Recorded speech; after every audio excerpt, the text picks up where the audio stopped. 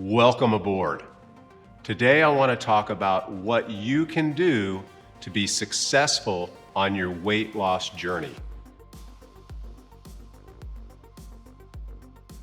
So before we dive in, I want you to understand one big principle, and that is for people who have difficulty losing weight, research shows that a higher protein lifestyle seems to be more effective. That doesn't mean exclusively protein and no carbohydrates. It just means more protein and a little less carbohydrates.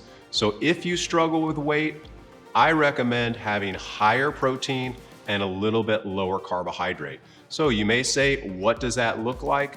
Well, an equal ratio of proteins and carbohydrates is a good place to start, with your fat making up a little bit less than that. So if we had to put a percentage, we could go with roughly, it doesn't have to be exact, 35 to 40% protein, 35 to 40% carbohydrates, and 20 to 30% fat is a good way for you to start your weight loss journey. Now that we know what a good ratio of proteins, carbohydrates, and fats are, we need to come up with a plan. We can't just say, oh, I don't know what I'm gonna eat today. I feel like going over there to Burger King. That's not gonna get it done. We have to have meals at the ready. And while everybody is different, I'm gonna share with you some tips that have worked with my clients and myself over many years. The first is having a healthy smoothie. I recommend putting in some type of green powder into your smoothie. I personally recommend Green Vibrance. I've talked a lot about Green Vibrance over a variety of different videos, and Green Vibrance is a multivitamin, multimineral, superfood, and probiotic. If you're lacking in certain vitamins and minerals, we know that it's gonna make it harder for you to lose weight. So putting in something like a Green Vibrance is a good idea. In addition to the Green Vibrance, go with some type of protein powder. There's a variety of different proteins out there. Personally, I like a plant-based protein powder.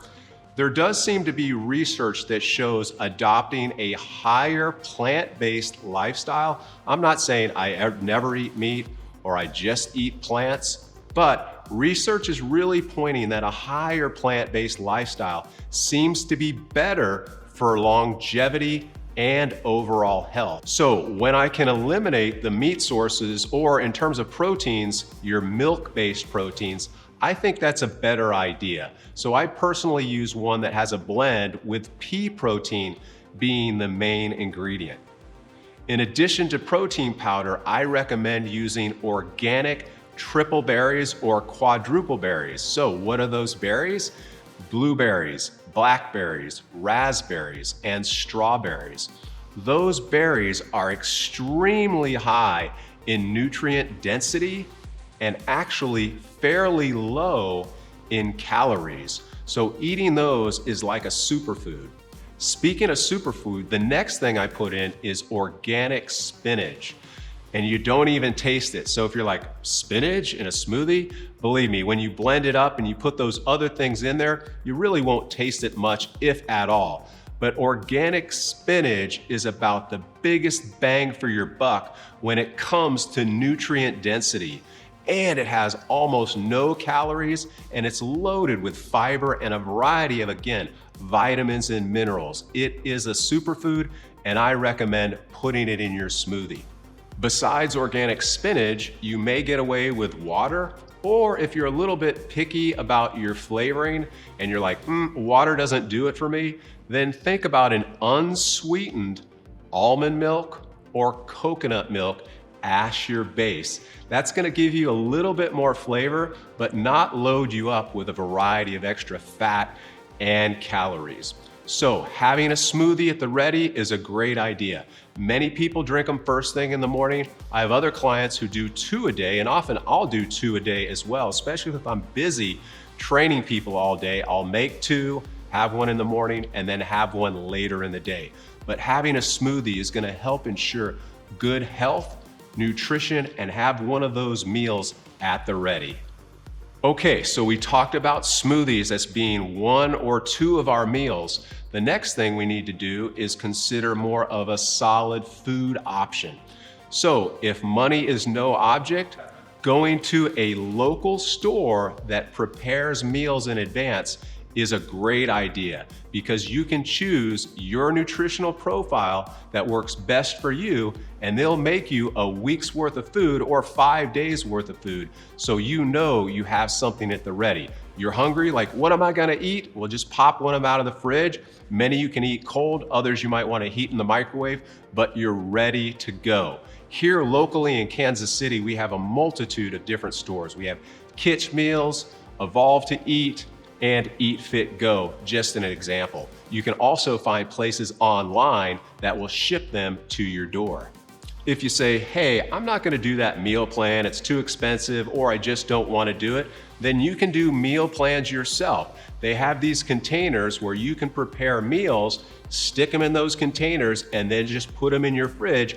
When you're hungry, pull one out and you're good to go. When we make meals, we wanna think of having a protein source, some fruits or veggies, and a limited amount of starch. If you don't need the starch, you're better off if you're trying to lose weight, especially quickly. Starches are things like bread, pasta, potatoes, and rice. And eating large quantities of starch is gonna make your weight loss journey much more difficult. So if you're like, hey, I don't need them, then just count them out. But if you're like, I really like those foods, I need just a little bit to make my palate satisfied, go ahead, have a little bit. Usually about a half a cup would be a good place to start when it comes with your starches, whereas your vegetables, it's almost impossible to overeat your vegetables. Now, there is a caveat there with your vegetables.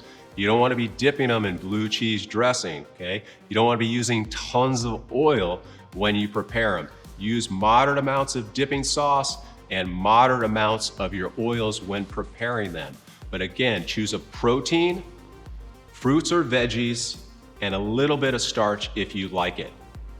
Now, let's talk about some actual meals that you could try. One is a turkey burger with a keto bun and some baked chips. Another meal would be egg white omelet with some fruit. Another one would be chicken and some vegetables and a little bit of starch. So those are some basic ideas. If you're like, hey Glenn, I don't have time to prepare my meals, then you might want to consider a frozen option. Healthy Choice Power Bowls have more protein than most frozen meals. Healthy Choice Max protein bowls as well, and those tend to have a little bit more calories because sometimes the frozen meals are low in calories, and if you eat one, it's not enough to fill you up. The Healthy Choice Max, I personally eat those. One caveat when it comes to those frozen meals, they tend to have a little bit more sodium than meals that you make on your own. So if you have high blood pressure or if you're eating a lot of other sodium sources, just beware of that. Now, if you're like, okay, what else? What else can I do? What about snacks or things I can grab on the go? Well, something you can consider is protein bars. Protein bars are quick, relatively inexpensive, and you can take them on the go with you. Ones that I like are Quest bars and Pure Protein bars. But as long as the bar hits your macronutrient profile, which we talked about at the beginning, which is equal amounts of protein and carbs or close to it, and relatively low fat, you're good to go. If you get a protein bar, you read the label and you're like, dang, this has 20 grams of sugar and it's almost all carbohydrates, take a pass. Quest bars and Pure Protein bars are two that you know that will fit that nutrient profile. But again, those are just two, there's others as well. In addition to protein bars, there's ready-to-drink protein shakes, something you don't even have to use a blender for. You just stick them in the fridge, pull it out, shake it up, and you're good to go. It's gonna have the nutrients that you need. If it's purely protein, you could even have a banana or an apple or a piece of fruit with it to get some carbohydrates. Some of them have proteins and carbohydrates, others just have protein. Like I mentioned earlier with the plant-based protein, I like the plant-based, like Orgain has a plant-based ready-to-drink protein that I like. So while nutrition is the most important part of a weight loss strategy, exercise is important as well, and the right type of exercise. So first, I want you to be aware of becoming more active. That's my first goal for you. Be aware, am I sitting most of the day? Do I barely get up and walk around? If so, you have to look for ways to be more active. There's a relationship between getting 10,000 steps a day and weight loss. People who are more active are more successful, not only with weight loss, but long-term weight loss. Now there's a variety of watches that track your steps or even estimate your calories. Getting one of those is not a bad idea because it can show you how active or inactive that you are. So again, the first thing is to become more active. Now, let's get into some specifics. When it comes to cardiovascular exercise, that's where we're walking, we're jogging, we're biking, we're doing things like that, things that get our heart rate up. We want to do a minimum of 75 minutes per week, preferably 150 minutes per week. Now, if you're just starting out, or it's been a year or so since you've worked out, or you're in your 50s or 60s, you might want to start with lower intensity. When you do lower intensity exercise, you're actually going to need more exercise than when you do higher intensity exercise. So higher intensity exercise, you need about 75 minutes per week. And you may say, well, Glenn, what if I do a combination? I like to say if you're doing true high intensity, okay, that's where you're huffing and puffing. Your rating of perceived exertion is an 8 on a scale of 1 to 10. You don't want to carry on a conversation. Your pulse is like 90 or 95% of your max. That's true high intensity. I like to say that's worth 2 minutes compared to low or moderate intensity is worth 1 minute. So high intensity, you need to do less. Moderate intensity, you need to do more. 75 minutes total is a good starting place. Ideally or preferably 150 minutes or more when it comes to cardiovascular exercise. Besides cardiovascular exercise, strength training is so important. You want to strength train at least twice a week, preferably 3 times per week. You want to choose about 10 to 15 different exercises. Use 1 to 2 sets if just starting out, maybe working up to 3 sets if you've been doing it a while, and your repetitions should be between 10 and 15. Strength training is going to keep your metabolism elevated. Building muscle stimulates your metabolism even at rest. So strength training is key if you want to lose fat and have better body composition. So don't neglect the strength training. If you're like, what do I do at the gym? I know I need to strength train and you're not sure.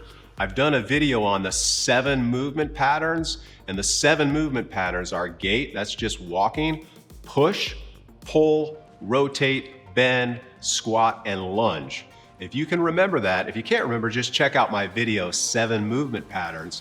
If you do those movement patterns in the gym, you're gonna have your bases covered. Now, we could talk for hours on strength training, but just for the basics, do those 7 movement patterns. Okay, so we talked about what you need to do to be successful on your weight loss strategy. It's nutrition, number 1. You can't out-exercise a bad diet. We also need to do cardiovascular exercise. That's great for calorie expenditure, and we need to build muscle because building muscle will keep our metabolism stimulated throughout the day. You can do this. This is Glenn, and we'll see you next time.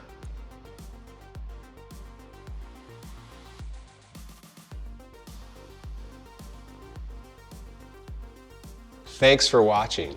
If you like this video, give us a thumbs up below and subscribe to our channel. Also, head over to freedomforlifefitness.com and learn more about how we can help you reach your health and fitness goals.